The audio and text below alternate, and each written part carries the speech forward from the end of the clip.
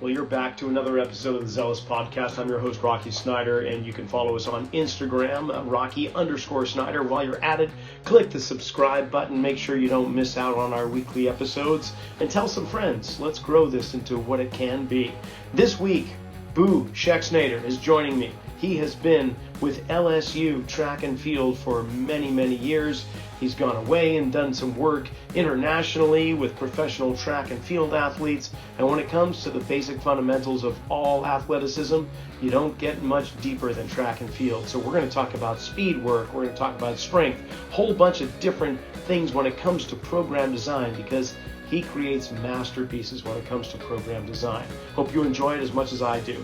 Thanks, and give it a listen. Okay, so how about we start with the superhero origin story, so to speak? Like, how was it that you came to be in this industry, in this field to begin with? What inspired you to not only become a coach, but to really follow this whole path of track and field and conditioning and speed work and so on? Well, I tell young coaches I mentor all the time, you never know what's going to happen if you work hard and just do things. And to be honest with you, this was not a career path I chose. It kind of chose me. You know, when I got started, I was a high school coach. I was coaching football, track and field, and I thought I would never do anything else. I got my master's degree in administration and supervision because I thought if I ever became a principal, I could get a raise. And that's about all I ever aspired to do. But, you know, if you work hard and coach hard and have some success, people look at what you're doing, and that brought on opportunities. And then I was at the collegiate level, and that brought on opportunities. And I was having a lot of success at the collegiate level with track and field. I'd given up football by that time. I was actually much more of a football person than a track person when I first got started. Sometimes I regret that, to be honest with you, but sometimes I'm very happy about it. But I started doing a lot of NFL combine prep. I wasn't making a ton of money, and there at LSU there were a lot of guys who were going to, you know, professional football, so I started doing combine prep with them. And I guess that was kind of my break into the more strength and conditioning performance side of things, you know. And then of course, when I left LSU the first time, that's when I was pretty much all I was doing was performance-based consulting work with different professional teams, some athletes, and some other countries and things of that nature. So honestly, it just kept finding me. And I learned a lesson is that when you leave a place, sometimes you'll be surprised how many people want you to do things. You know, when I left LSU, I always tell this to young coaches when they're contemplating leaving a job, but when I left LSU, I had a job in line running a performance center, and I was semi-excited about it, but it was time to do something different.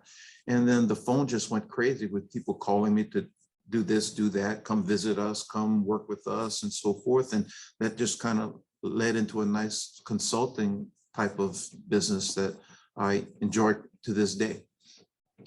So, as seasoned professionals, shall we say, who have been coaching for many years, we begin to pick up tools along the way, and we begin to be somewhat influenced by others in the field, whether they are colleagues or mentors and so on. What kind of tools did you pick up? What mentors did you acquire, or what influenced you along your whole coaching career? Well, there are so many. I hate to mention them because I don't want to leave anybody out, you know, because I had so many good influences in track and field. I was very fortunate, two fortunate things in my career. The first one was that when I was coaching high school in Louisiana, Dan Path came to LSU, and Dan kind of took me under his wing and was kind of a mentor to me in my formative years. And not only did Dan teach me a lot, and I always give credit to just about everything I've accomplished to him, but not only did he teach me a lot, but I was at a point where in my career where I was starting to see things a little differently than maybe other coaches were seeing them, or I was starting to see things a little bit, I guess you would say, outside the boundaries of common coaching culture. And I was kind of nervous about that because I'm young and I'm not really trusting myself that much. And he was the person that told me, no, you're seeing it clearly. You need to trust your instincts. And if your instincts kind of take you away from what is commonly regarded in the coaching culture, you need to and you have good science behind it, you need to trust that. So not only did he teach me a lot, but he kind of helped me develop a pioneer spirit to kind of do my own thing and trust my own instincts, you know. And then the other thing that was very helpful to me was I got involved in coaching education. You know, track and field has a rigorous formal education program associated with USA Track and Field. Later on, I started and became associated with a different program, but a big part of that was curriculum development. And when I was involved in those curriculum development meetings, I was around brilliant people all the time. Some of them were coaches, some of them were scientists, some of them were just almost philosophical geniuses, so to speak. So I was able to absorb a lot from a lot of people at a young age, and I think that gave me a big foot up in my career. So I think those are the two most it's the word I'm looking for, the most influential developmental experiences that I had as a young coach. What about like those major light bulb moments where you're going along, and whether it's along the conventional path or you're exploring something outside those boundaries? What can you recall some of those big levels of awareness that came across your awareness? Yeah, the first one I think I've already mentioned, like when Dan said, no, don't be afraid to break from the common coaching culture. You know, that was a big thing. You know, when I started to like trust myself and say, well, nobody's talking about this, but I'm looking at it and I think it's important. Well, that was the first one, you know, and this sounds extremely conceited, but to realize that you have a gift of seeing something that other people might not see, but to still go forward and trust your instinct. Because I was never a conceited person or an overly confident person. Nobody would ever have described me as brash or outgoing or anything. So that was a big thing for me, was to learn to trust myself was a major step, because I was an introvert. I was shy, you know, and I never thought I was really special in any way. So that was a leap of faith for me. And then when I really started understanding the coaching materials, you know, I wrote the curriculum and we had specificity and overload principle and all those types of things and so forth. And you talk about them all the time, but do you really do them, you know? And when I really started taking those basic philosophies and those basic coaching premises and understanding them at a deeper level, that was a big thing. You know, I had heard specificity forever, and for years I thought specificity meant that whatever you did in training had to look like what the event was going to look like or what the look like. And I get it. But then when I started to realize that specificity took many forms, meaning that the exercise you're doing might not look like the event or the sport at all, but it's specific as far as the way that it affects the tissues, or it's specific as far as the way it affects biochemistry, you know, the bloodstream or whatever. And when I started to have a deeper understanding of specificity, that was a big help as well, you know. And then finally, another aha moment. I had always been a quality-based coach, and I credit that for a lot of my success. But there came a time in my career when I started doing a lot of rehabs, and I didn't have a rehab background. So all of a sudden I had to figure this stuff out. You know, I'll never forget, it was the first time I ever did an ACL rehab. Guy knocks on my door, a guy who I had coached years and years and years ago as a high school athlete, knocks on my door, says, I need you to do my son's ACL rehab. He was doing good, but now it's stalled out. And I told him, I says, I don't really do that. And he says, well, coach, you're going to do this one.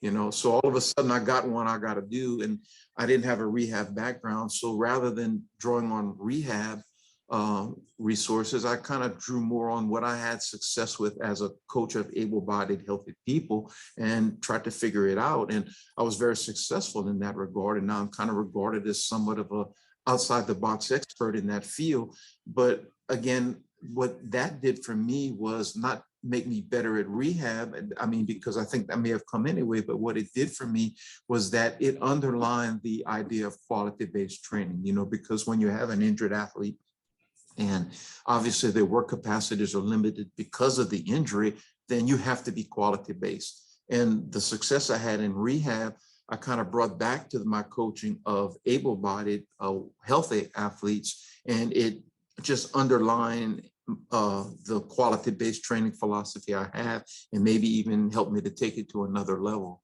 which was very helpful. I can only imagine. I mean, boy, there's so many questions I have right now from what you just uh, put forth. Oh, one being the observation of human motion. There comes a time, and maybe it's that 10,000 hour kind of thought that after you watch it for so many hours, so many different movements, you begin to see the body in a different way. And for myself personally, this only occurred just a couple of years ago at the onset of COVID, because I was forced to go online and I had to really use my observation skills in two-dimensional space on a person that's on my laptop. And I gotta say, Boo, it upped my game in trying to be as humble as possible. But I began seeing the body move in ways that my eyes were starting to pick up, that I don't know if that would have happened elsewise. But did you find the same thing? Like, was there a landmark, or was there a moment or a milestone where there was something that switched when you started watching the body, where maybe some question marks came up and going, did I just see that? Am I sure? What was your experience with that? I understand exactly what you're saying, but for me, it was more of an ongoing process. Uh-huh. The fact that I was working with athletes on a regular basis, and I would see things in an athlete, and I'd see similar things in another athlete, and it would just spur me to think, like, this doesn't look right. There's something to it. Instead of moving on, I need to find a way to explain what's going on here. So to me, it became a problem-solving process. And to this day, I always tell young coaches that, your problems are your greatest blessing in coaching, because ultimately they're what make you stronger. Coaching is a problem-solving field by nature. So observing things, and once you see it the second time, then it's a syndrome. It's not a one-time occurrence. It's not a freak thing, and you got to figure it out. If you don't figure it out, well, then you have left a hole in your coaching game. So to make a long story short, when I started understanding, for example, sprinting was not a two-dimensional thing, it was a three-dimensional thing, and understanding the rotational forces involved in sprinting, for example, when I started looking at things that you typically think of as rotational, but looking at the linear components that were involved. And then, of course, when I started understanding the internal biomechanics, as well as I understood the external biomechanics, then that was like the crowning gem. So now I'm pretty good at looking at people and assessing right off the bat what's working, what's not, what's just like you are. And but I would just say that it wasn't like a light switch that came on. It was a long, ongoing, sometimes tedious process for me. Oh, I'm sure. Yeah, for it just felt like a snowflake had fallen and the avalanche began. It was an accumulation over time, but there was this point where it just was like everything opened up. And I can see, you described that brilliantly, because you can apply those observational skills on the full spectrum of athletic performance into the rehab spectrum and getting them back into return to play. And then at the top elite level, I mean, if you understand how the body moves, and like you say, you get that intrinsic biomechanic understanding and realizing three-dimensionality of joint motion, then boy, so many things become possible, and so many things become evident for everything that you see. Now, you mentioned rotation, and so I would love to talk about that, because I won't say your specialty, but you've been working with track and field athletes. And of course, we got the throwers where there's rotational power. You think of the discus, the hammer, the shot put, and all of those. Even, of course, the javelin, there's tremendous rotation to throw something straight ahead. But when it comes to the sprinting and the running athletes, and for that matter, the jumping, so much of their power comes from rotation. How do you harness that? Well, when I look at rotational power, or the development of rotational power, I look at speed and power kind of as a global thing. My philosophical understanding is that speed and power basically come from the nervous system, and a person who is powerful and fast has a nervous system that's better at activating muscle tissue than the average person, whether it be through recruitment, rate coding, or synchronization, or whatever the case may be. So I would be untrue to my philosophy if I felt that rotational power was a special tool, was a special quality in and of itself. I think that rotational strength or rotational power is kind of a subcategory of that. So in short, what I'm saying is if you're not a powerful person, I don't think you're capable of being powerful in a rotational sense. So I see that as a subset type of relationship. So when I look at rotational skill, I should say rotational power, what I look at is, first of all, raising the ceiling of an athlete's speed and power levels, whatever you have to do, whether it be in a rotational sense or in a linear sense. And in most cases, rotational skills are more complicated from a motor standpoint, you know, and what I think, I hate to talk about the fault before I talk about the good thing, but I think what happens in a lot of training programs is that they're not successful in developing rotational power to high levels because they do too much rotational power. And what I mean is that if you have an athlete who rotational power is a big part of what they do, and you're trying to develop power only in a rotational sense or predominantly in a rotational sense, generally speaking, the movement patterns associated with rotation are more complicated than those that are involved with linear movements. Okay, so if those movement patterns are more complicated, then you're not capable of loading them to as high a level. If the movement patterns are more complicated, then you can't think of operating faster with a higher power output in those situations. You know, I always tell people, when you choose your exercises, you can be fancy or fast, but you can't be both. You know, if there are really complicated movement patterns associated with an exercise, then you can't go hard at it. You're always going to be a little conservative in your approaches. So I think that when you're looking at rotational power, I think some people overdo the rotational side of it. And as a result, they never achieve the power levels that they genuinely do. Now, obviously, the rotational side of it is very important, but I think what you're doing with the rotational side is you're taking what you have from a global power perspective and making it more functional, and you're also developing skill in that way. You know, it's kind of the same thing. If I'm coaching a baseball pitcher, you know, if I want to develop, you know, put 2 or 3 miles per hour on their fastball, I'm not thinking in terms of arm exercises. I'm thinking in terms of power training, you know, Olympic lifts and sprinting and those types of things to raise the ceiling. And then the remainder of it is skill development as far as the actual pitching mechanics and so forth are concerned. So in short, I look at it that way. And I just think that a lot of people make the mistake of being over specific as far as the pattern of movement.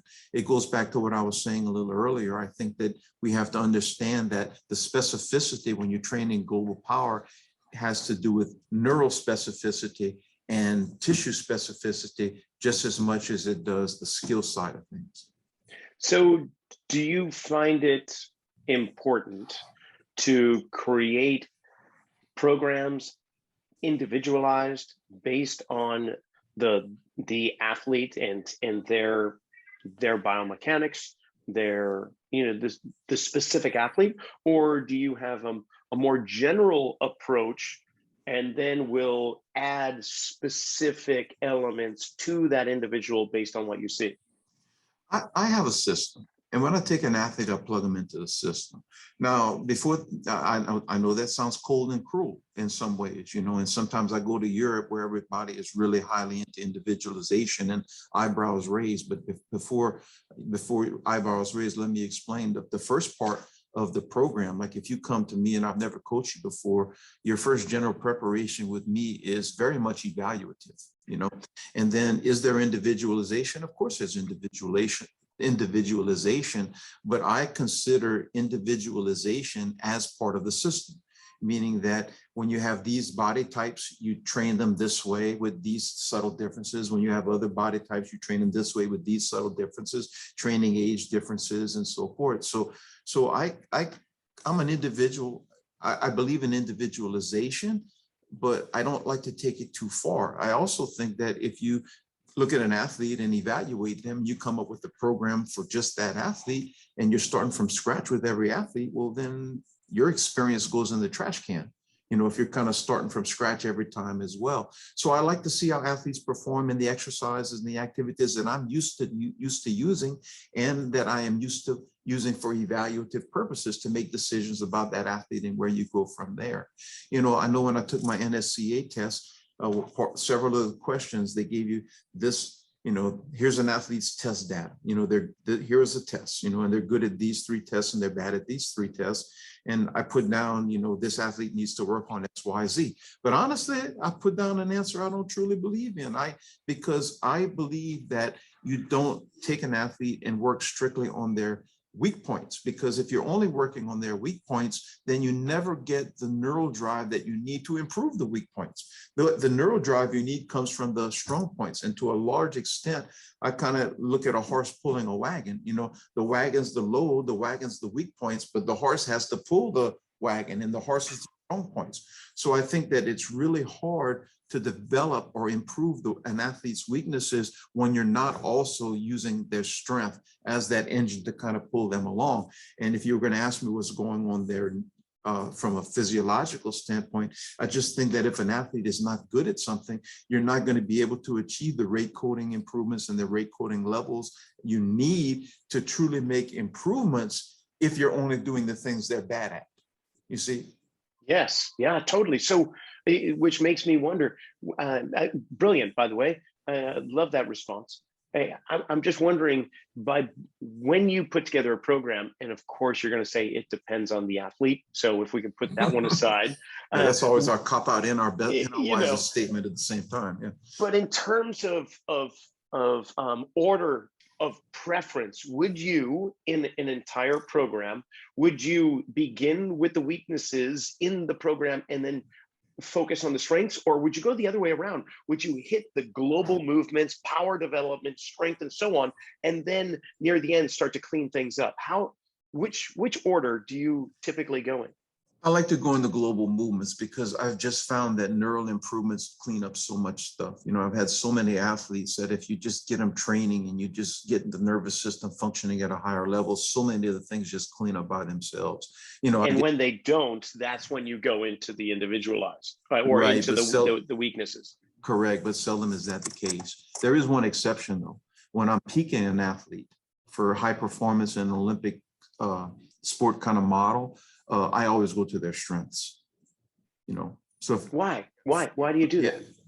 Well, because I want them in their zone when they're competing in the Olympic Games or the World Championships or whatever they may be, So, for example, pretty much everybody's doing very similar workouts in my track and field training group, the professional track and field athletes I coach. But I have a couple of them who are weight room stars. I have a couple of them who are sprint stars. I'm not talking about their events. I'm talking about their strengths in the program.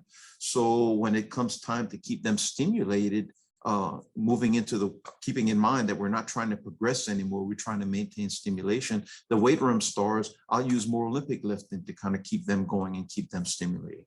Those that are super elastic, I'll use more of a plyometric based program to keep them stimulated. Those that are really good sprint stars, they'll do more sprinting. So I try to take things toward their strengths at the end, to put them in environments that they feel confident in. And of course, there's a confidence factor associated with that as well. I don't want them dwelling on the bad max out tests that they had in the weight room, at that particular time. I want them dwelling on the fantastic sprint times they've been putting up, or whatever the case may be. Wow, that's great. I hadn't considered that. That's, of course, you want them to maintain, and at that level, we're talking about really some great fine-tuning program design. So often, I'm lucky that I started at the high school level, so I got to work with athletes that weren't very good, and I just noticed that sometimes you just start. I get calls all the time, and with a video or a video attached to an email. This is my athlete sprinting. The sprint mechanics are awful, and everything's wrong. What do I do? Where do I start? Well, the answer is just start. I remember when I was a young coach, and again, this is like early 90s, when I'm first starting to work with really elite level athletes, I would teach them how to accelerate. Man, I'd be out there every single day, coaching acceleration. And I'm They run, I coach. They run, I coach. I'm talking a lot. I'm coaching my butt off and whatever. And they get better. They get a lot better. And you see big improvements. Well, a few years later, like I'm not talking nearly as much, but they're improving at the same rate. And that's when I started to realize that all of the things that you're doing, not just the acceleration work, but the weightlifting you're doing, the mobility training you're doing, the body balancing that comes from body weight exercises, all of those things are coming together to produce a more functional organism who just shows what I call better degrees of, going back to your philosophy, movement quality. You know, just better degrees of movement quality. And as a result of that, the acceleration mechanics got better dramatically, even though I wasn't talking much about it anymore. And that's my whole philosophy is you have this organism you're trying to train. You're not trying to teach all this stuff because most of these things are basic movement patterns. You know, on the farm, we'd cut a chicken's head off. It would still run around, you know.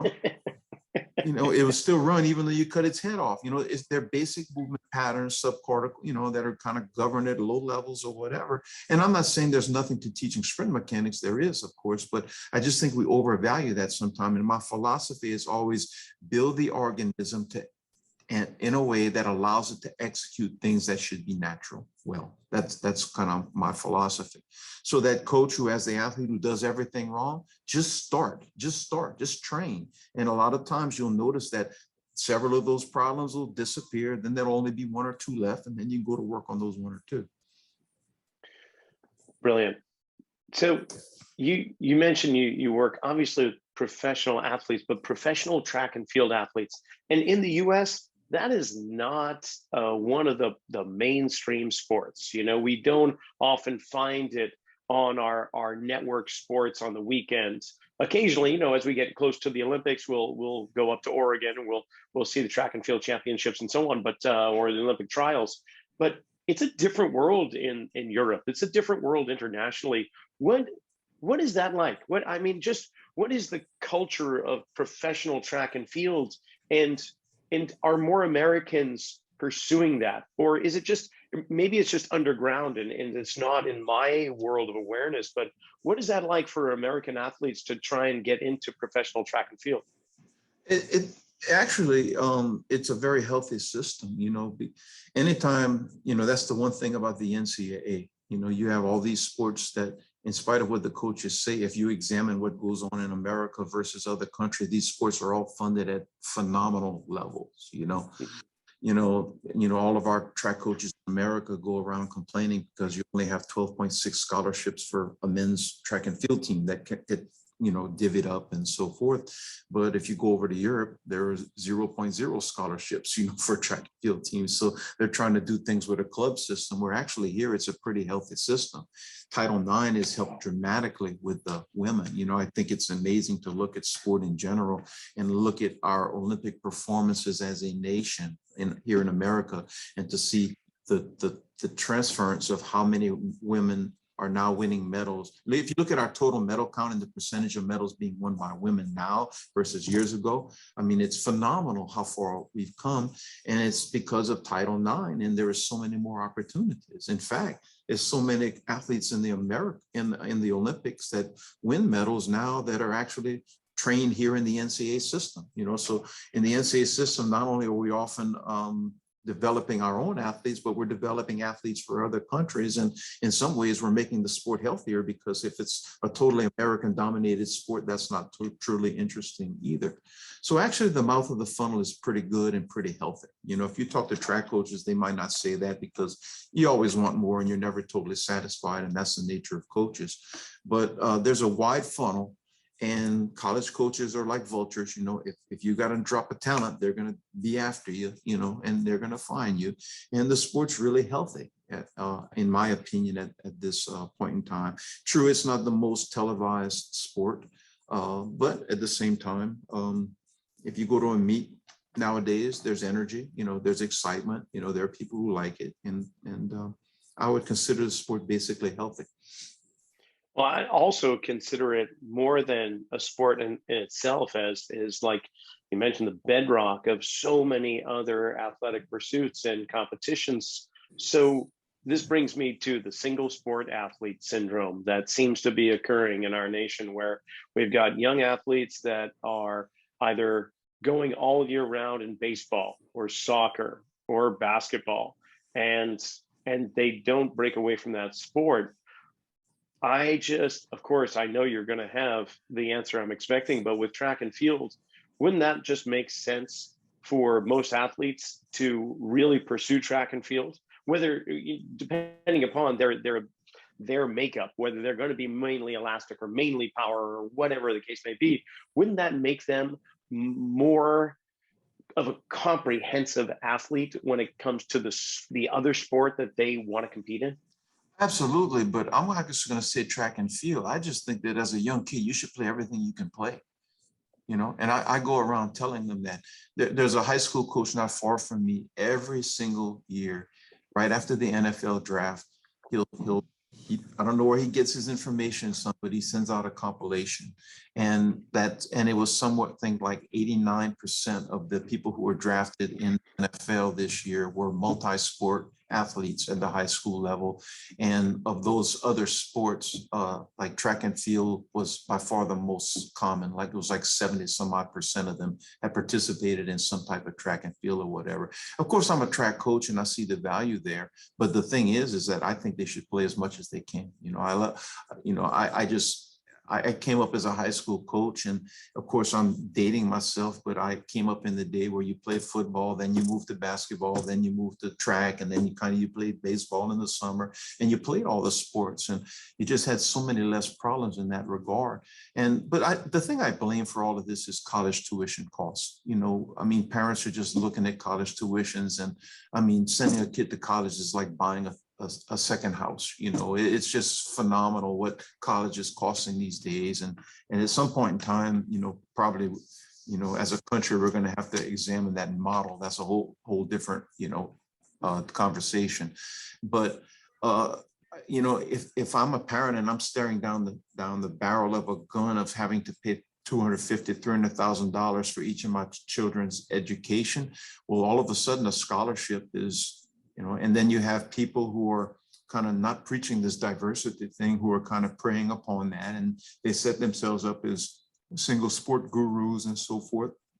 So I don't fault anybody. I don't fault anybody in those situations, because economically that's what's happening. But in no way do I consider it correct. I always leave people with one. When I was at LSU the first time, I coached, I think, 20 NCAA champions. Not one ran summer track. Not a single one ran summer track. And I have nothing against summer track, don't get me wrong. But what I'm saying is it sure the heck isn't necessary. A lot of them that were internationals, they played cricket, they played soccer, whatever. A lot of the Americans played football, basketball, those other kinds of sports. And I just think it's better for an athlete to be rounded and to play lots of things when they're young. And for sure, it assists with the overuse stuff. Certainly. Well, I want to circle back around to your mention the ACL early on in our conversation, and your first experience with kind of rehabbing an athlete that came to you. These days, now that you've gotten, I would say, a considerable amount more experience with ACLs and for that matter, other sport injuries and returning your athletes to play, I want to know how important do you feel that it is to hunt down the underlying cause, the root problem of things like ACL tears or any sport injuries? Do you think it helps address the issue, or are you just going, okay, we're going to return you to sport and we're just going to look at your mechanics, clean it up, and then get you back in? Do you find importance as to like what this person's history is? Why does this occur or recur? Yeah, most of the time it's related to holes in their athletic development, things that weren't really taught correctly, or just they were never able to experience, which kind of underlines the whole diversity thing again. When I'm rehabbing an ACL person, an ACL patient, one of the things that we eventually get to is a drop jump series. And one of the exercises that I do is I'll put them up on a box, a plyo box, and they fall off of the box. And when they hit the ground, they have to smoothly go into a squat. And it's amazing at that point in time in the rehab, because that's where you figure out why it happened in the first place, because not only the varus and the valgus that we're kind of used to, but a lot of times when you have these athletes hit the floor, you see a lot of them are hip dominant. They'll bend at the waist, but the knees don't flex, or you'll see the knees flex excessively and the hips don't bend, and of course you want that amortization to occur in all three joints, the hip, the knee, and the ankle. So in short, it's interesting at that point in the rehab, because that's where the light finally gets shined in why this happened in the first place. And that's why most of the time when I do an athlete or rehab an athlete, when they go back, they're typically better skilled than they were before the rehab, because the rehab gives you a chance to repair all of these movement patterns that should have been repaired from the very beginning, And to answer your question about underlying causes, movement quality is one, but every injury is pretty much a biomechanical jigsaw puzzle that you kind of have to solve, Like I get consulted a lot on hamstring injuries and things of that nature. Well, the hamstring, for example, is kind of positioned in a point where it receives forces from above and below. And like ankle dysfunction, and like misplacement of the talus and so forth, is implicated in probably 80–90% of your hamstring injuries, because it affects the way the forces are transmitted up, from the ground up into the leg and so forth. So there's always issues there. That was a seminal moment for me too, was Thomas Meyer's Anatomy Trains book. I'm sure you're familiar with it and whatever, but just ideas that you always kind of had an idea of, to see somebody take them and detail them so specifically like he did was really helpful at that particular time when I finally got my hands on that as well. But suffice it to say that there's always an underlying cause. And a lot of times when an athlete re-injures, the injury comes back or whatever, we kind of say, the rehab wasn't right. Well, it wasn't necessarily the rehab being right. It was the fact that you didn't identify the root of the injury. You addressed the injury site, but so often the root of the injury is somewhere else. And so I always just make it a point in every rehab situation, every injury situation, you have two questions to ask, what are we going to do about this injury, but why did it happen in the first place? And very seldom is the same answer for both questions. Well, as soon as you put in that one word, why, you have taken yourself away from the protocol of rehab for a specific issue. Like there were for years ACL rehab protocol, which didn't take into consideration why it occurred to begin with, like you say. So as soon as you can put the why in it, then you start to become the detective and look at trying to solve this problem. Could it have been a head injury that repositioned the skull that created this trickle down effect all the way down and it stopped at the knee? But ultimately, what I got out of what you're just saying, you use depth jumps to see the quality of deceleration, mass and momentum being stopped against that ground force reaction. Are we getting the proper joint mechanics in all three dimensions? And by being an observer and actually being aware of what should happen and then looking to compare to what's actually happening there reveals a tremendous amount. So let's just take this as an example. Like if you have an athlete and they're recovering from ACL and you have them do a depth jump and you find that they are mainly hip dominant and there isn't much flexion at the knee to decelerate force, what do? You make them bend their knees. Yes, it is. Oh, that's just brilliant. Yeah, no, I'm serious. Like so many times you think you got to be deep and dark and scientific or whatever. They bends his hips too much and doesn't bend their knees enough, make them bend their knees, And if they can't bend their knees at that level of intensity, then you have an inappropriate level of intensity.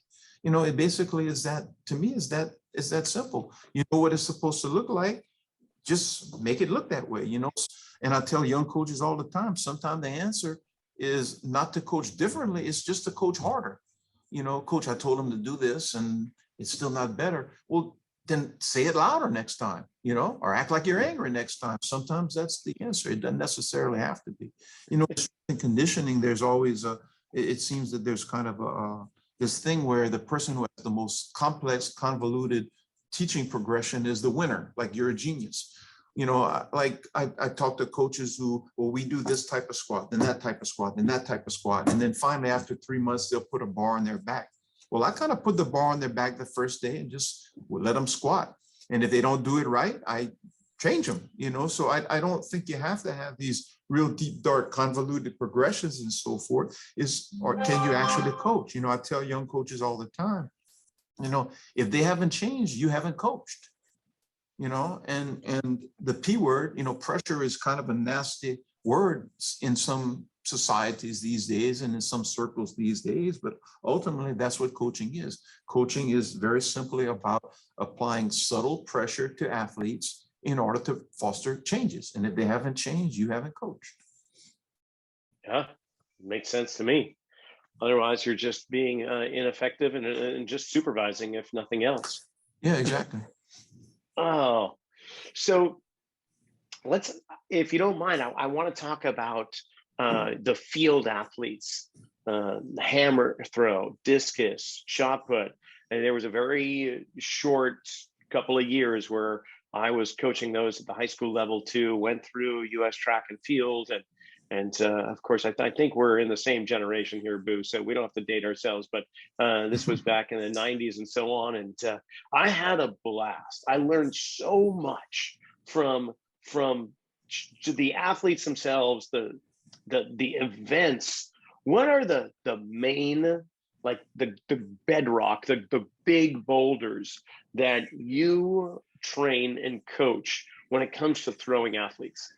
Well, I always, with maybe this is politically incorrect term, but I always look at throwers as fat sprinters, meaning that the speed, the power, the explosiveness that you want to develop ultimately is what you want in those throwers as well. So what I've always done is I've always trained them with the same philosophical approach that I would train a sprinter or a jumper or a hurdler or any other, or a basketball player or anybody else who has a skinny body, who has a small body. You're just doing it with different people.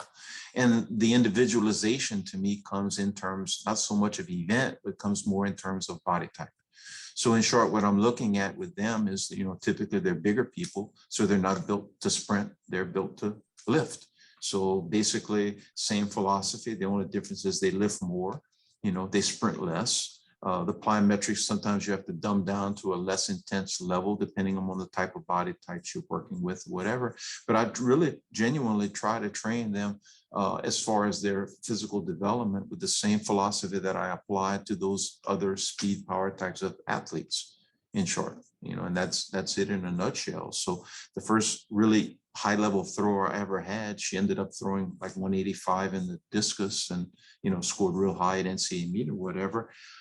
She was the only thrower I had. And I didn't even write a workout for her. She took the jumps workout, and I'd go over the jump workout with her, and I'd say, I want you to add 2 sets here in the weight room. I want you to add 2 sets of this in the weight room. I want you to, look, you're not going to go run the 40s. You're only going to run the 20s, and that's kind of how I coached her, to be honest with you. So I don't think it has to be radically different in that respect. Now, the rotational components that we talked about earlier means they have lots and lots of experience at rotational skill building activities, So the technical side and the skill side, of course, is radically different. And the fact that they're in an acyclic sport as opposed to a cyclic sport means that you have to look at that a little differently as well. But philosophically, the main building blocks, if you're speed power, you're good, Like if you come to me and you're a football player, basketball player, volleyball player, track and field athlete who's not a distance runner, any of those people, your training is not going to, 70% of your training, 70% is going to pretty much be consistent there. Yeah. Okay, you've mentioned, this is more of a personal question, I guess.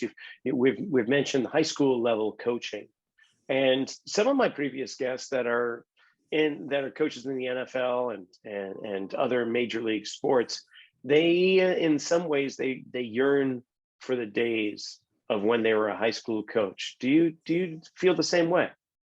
I enjoyed it. I really did. I like being around the kids. I like being in the school during the daytime. I like talking to the kids in the hallways, but that's kind of how I am.